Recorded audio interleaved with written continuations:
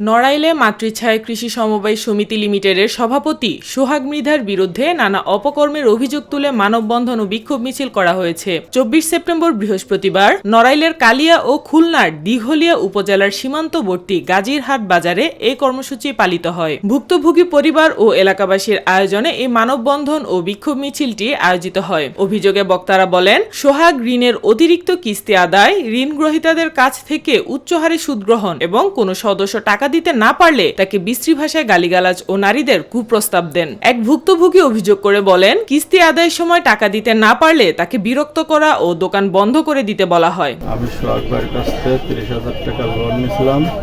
কিস্তি সময়মতো না দিতে পারলে পরে সে খুব বিরক্ত করে, দোকানপাট বন্ধ করে দিতে বলে, দোকান খুললে তারা কিস্তি দেওয়া লাগবে।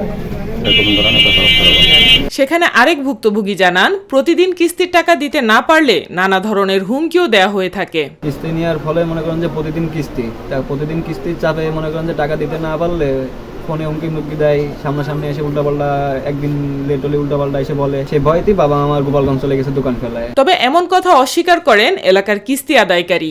একটা মানুষ ১১৫টা কিস্তি, কোনো লোক 16টা কিস্তি দেয়, আপনারা কি দেবেন? তাই কোন আরো না দেওয়ার লাগে কত ঘুরে বেড়ায় না ভাই, দেওয়ার লাগে টাকা একবার নিয়ে। নির্মল কাপড়ের দোকানদার, এর কিস্তি দিতে পারে না বলে এর আপনারা চাপচুপ দেন, যায় গালিগালাজ করেন, দোকান বন্ধ করে দেওয়ার হুমকি দেন। আমি যাইনি কোনো সময়।